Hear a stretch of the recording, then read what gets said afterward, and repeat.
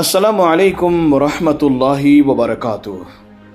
دوستوں، اللہ تبارک و تعالیٰ نے اس کائنات میں انسان کو جن نعمتوں سے نوازا ہے ان میں ایک اہم ترین اور عظیم ترین نعمت سورج کا وجود ہے۔ یہ روشنی اور حرارت کا اتنا بڑا سرچشمہ ہے کہ دنیا میں موجود ہر طرح کی روشنی اور توانائی اسی سے حاصل ہوتی ہے۔ قرآن کریم میں تقریباً 32 جگہوں پر سورج کا ذکر آیا ہے اور اللہ تعالیٰ نے اسے اپنی قدرت کاملہ کی نشانیوں میں بیان کیا ہے۔ سورج پر انسانی زندگی کی بہت ساری ضرورتیں بھی منحصر ہیں، اس کے باوجود سورج بھی اپنے وجود میں اور روشنی کے بکھیرنے میں، طلوع اور غروب ہونے میں، اپنے مدار پر چلنے میں اپنے خالق کا اور وحدہ لا شریک لہ کا محتاج ہے۔ جو سراپا محتاج ہو وہ خدا کیسے ہو سکتا ہے اور اس کی عبادت کیسے کی جا سکتی ہے؟ آئیے دوستوں، آج سمجھتے ہیں سوریہ نمسکار کے بارے میں کہ سوریہ نمسکار کے معنی ہے سورج کو سلامی دینا، لیکن اب یہ ایک اصطلاح بن گئی ہے اور سورج کی عبادت اور پوجا کرنے کا نام سوریہ نمسکار ہو گیا ہے، جس میں 12 منتر ہیں۔ اس کو یوگا کے ساتھ جوڑ کر 12 ایسی پوزیشنز اور شکلیں متعین کی گئی ہیں کہ ہر شکل اور ہر پوزیشن میں سورج کو مخاطب کرتے ہوئے ایک منتر پڑھا جاتا ہے۔ یہ منتر اور کلمات واضح طور پر کفر اور شرک پر مشتمل ہے، جیسے کہ اس کے منتر نمبر 4 میں لکھا ہے کہ اے طاقت اور قوت دینے والے، منتر نمبر 8 میں لکھا ہے کہ اے صبح کے مالک، اور منتر نمبر 10 میں ہے اے کائنات کے مالک، منتر نمبر 11 میں ہے اے وہ ذات جو ہر قسم کی تعریف کا مستحق ہے۔ اس لیے پہلے جاننا ضروری ہے کہ شرک کا مطلب کیا ہے۔ قرآن کریم میں جن مضامین پر سب سے زیادہ زور دیا گیا ہے وہ توحید ہے۔ قرآن میں کوئی ایسی صورت نہیں جس میں توحید کی حمایت اور شرک کی مخالفت نہ کی گئی ہو۔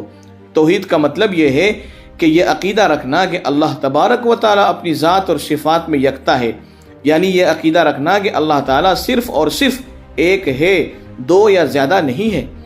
شرک کا مطلب یہ ہے کہ یہ عقیدہ رکھنا کہ اللہ تعالیٰ اپنی ذات اور صفات میں یکتا نہیں ہے، خدا ایک نہیں بلکہ کئی ہیں۔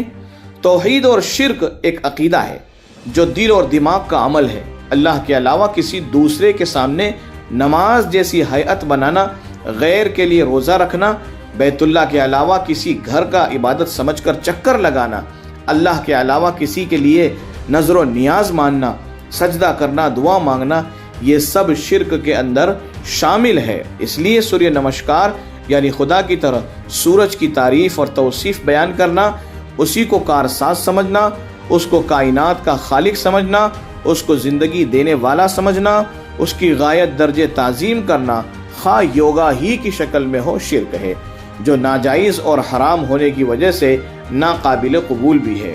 سوریہ نمسکار کو مسلمان اسی لیے شرک سمجھتا ہے کہ اس میں سورج کی پرستش کی صورت پائی جاتی ہے، جیسے مورتیوں کے سامنے ہاتھ جوڑ کر تقدیس اور احترام اور بندگی کا اظہار کیا جاتا ہے۔ یہی کیفیت سوریہ نمسکار کے اندر بھی پائی جاتی ہے۔ سوریہ نمسکار کا عمل کبھی تنہا بھی کیا جاتا ہے اور کبھی یوگا کا ایک جز بنا کر بھی سورج کی طرف رخ کر کے کھڑے ہو کر ہاتھ جوڑ کر اور سنسکرت کے 12 منتر پڑھتے ہوئے ایک خاص کیفیت کے ساتھ اس عمل کو انجام دیا جاتا ہے۔ یہ ایک مشرکانہ عمل ہے، اس لیے اس کو صرف ورزش قرار دینا یہ دھوکہ ہے۔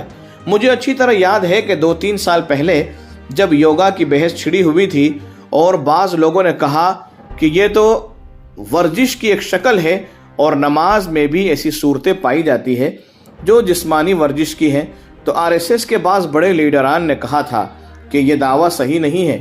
یوگا ہندو مذہب اور ہندو تہذیب کا حصہ ہے جس کی تعلیم گیتا میں دی گئی ہے، اسی لیے مسلمانوں کے لیے سوریہ نمسکار قابل قبول نہیں ہے۔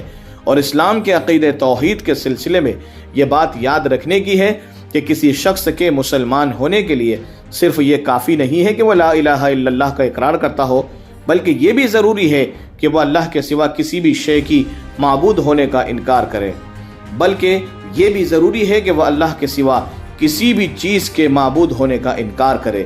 اقرار اور انکار کے اسی مجموعے کا نام ایمان ہے۔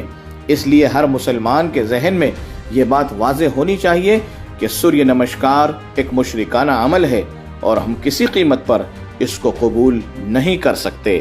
اللہ تبارک و تعالی پوری امت مسلمہ کو عقل سلیم عطا فرمائے، آمین۔